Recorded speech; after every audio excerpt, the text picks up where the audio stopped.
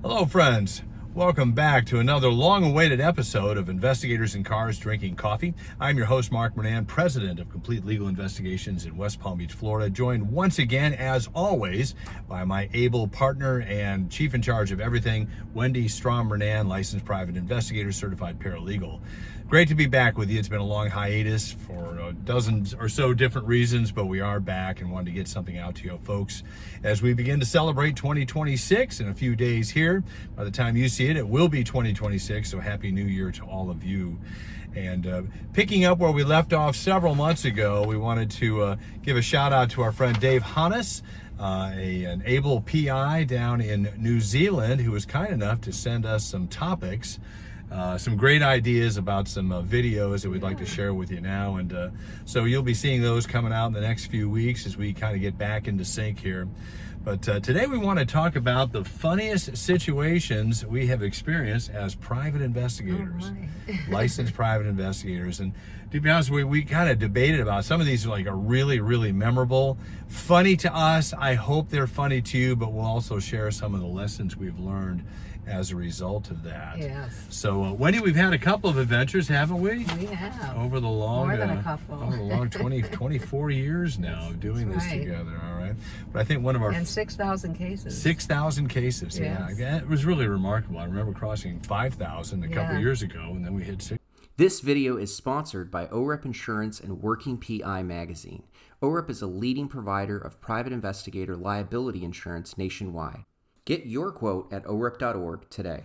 I remember early on in our career, like in the back in the 2000s here, we called it steamy windows. Yes. Steamy, and I'll be honest with you, these are really a couple that we came up with are surveillance cases. Yeah. Why do you think surveillance cases lead to funny events? Why do you think that is? Well, you're out there, where the funny events are happening. Yeah, it's true. You're not in your office. And things are really happening. I mean, things are happening in real time. You There's have no drama. control over it. Nothing is staged. You're just witnessing stuff That's over true. there. That's true. And all the unexpected things happen. Yeah, so we, as you may well know, we are in West Palm Beach, Florida. It is very, very steamy, very muggy in the summertime. And of course, surveillance takes place all times a year, but there seems to be a lot of it during the hot summer months, which extend, I think, from March through October. Yeah.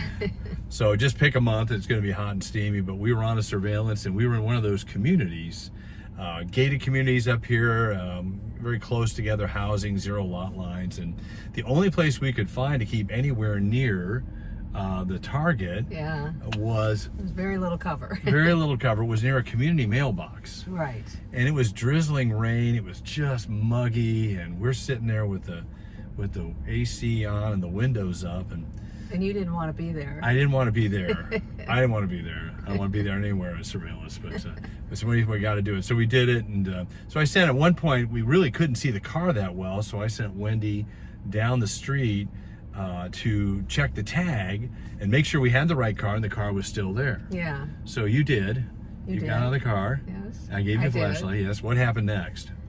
Well, I went down there and I checked the car, and I came back and I flashed the flashlight at you, and I was just cracking up because all these people are getting their mail out of the mailbox, and we're supposed to be sitting there incognito in a parked car, and the entire car windows were steamed up our car because we were sitting in it, and all the humidity. It was very obvious there were people. They probably thought we were doing making out. something else. It's like that Tina, look at this up. Tina Turner did a video called Steamy Windows. Now, I'm not recommending it, but it was a lot like that. I think that was the idea going through. And so she gets back in the car. What are you doing? You're blowing our cover. You're flashing the light at me and everything. She says, no, we're already blown. The target didn't know we were there. Yeah. But everybody else knew we were there. So. Yeah, it didn't really matter though. Oh, that was funny. She's flashing the light at me. This is before we used phones. We didn't have lights on our phones back then. So. Yeah. Well, that was one, and that was episode. And then we did another one, another surveillance one, right around the same time. Actually, it turned out to be a successful surveillance. By the way. We did follow her yeah, to a drug den, a den of iniquity. Yes, yes. But then, so we did another one. We were down in Miami. So Right. tell that one. Oh, we're in Miami, and we're doing surveillance on possibly a couple that they work together, two people, and the company wanted to know if they were having an affair. These were top level people. And so we're trying to follow them. They finally come to the hotel. We hop in our car because they leave. And first of all, they don't know where they're going, so they kept going around the rotaries. And there was another investigator with us. Yeah, John so was two with of us. us were following this car, going round and round the rotary. Like a Eventually, parade. They find their way to Miami Beach, and they jump out of the car. They stop. We find their car parked. In the one parking place on Ocean Drive. Yeah, on Ocean The one Drive. parking place. It's packed. It's Yeah, like and a of Friday course they night. find it. They find the one and they're open ready spot. to get away. Yeah. So Mark. So I slowed down and I threw Wendy out of the car. I told her tuck and roll and don't lose them. I jumped out, yeah, and I followed him on, by foot Yes. to a restaurant. Yeah. So anyway, that was very funny. We had a nice meal. Yeah, the other Very nice investigator meal. sat in the hot car waiting.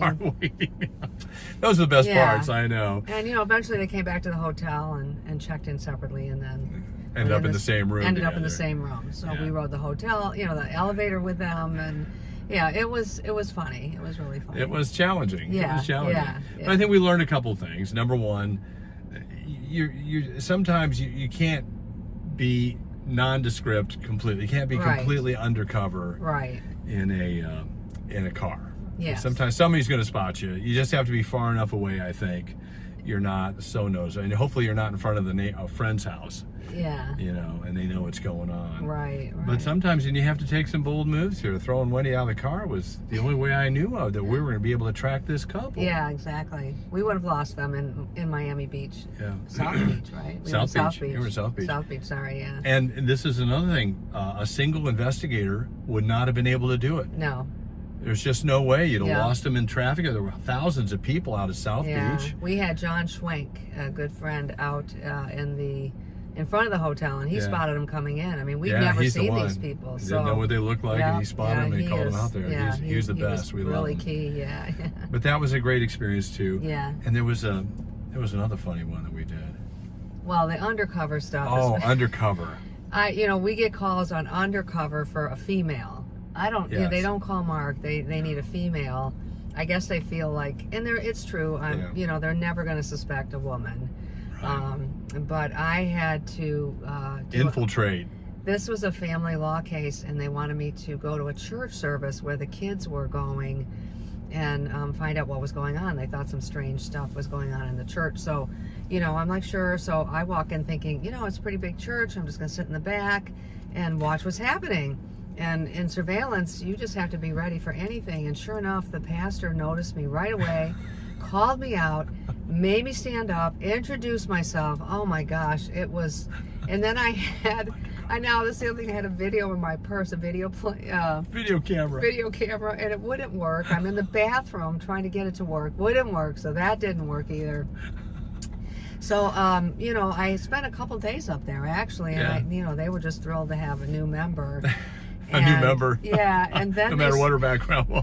they started doing, kind of like healing things, and ended up with people were getting new gold teeth.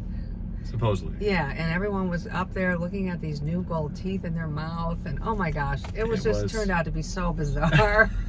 I mean, it wasn't funny then. It was really scary and stressful, but looking back on it, that was definitely very memorable. Quite the experience. I mean, you just can't make this stuff up. Yeah, no, you can't, and it was not expected in any way.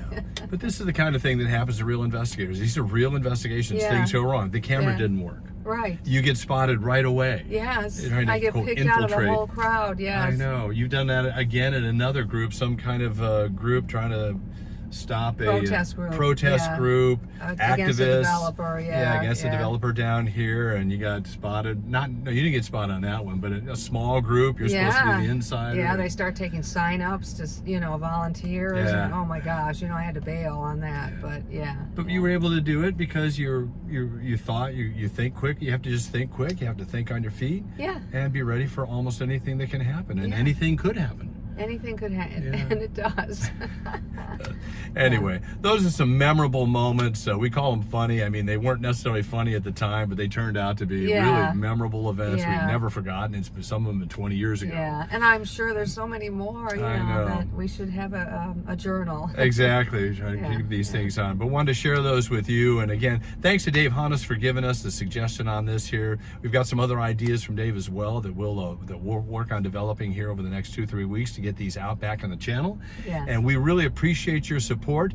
Please be sure to visit us at theprofitablepi.com, theprofitablepi.com, for our manuals on how to run a successful and profitable private investigative business, techniques for investigation, how to bill, how to do internet research, of course. Everybody knows that. I think they're calling it OSINT, open source Yes. intelligence now. Oh. But you're going to be able to run a lucrative private investigative agency and get yourself profitable. That's the point of the Profitable PI, and we encourage you to visit that.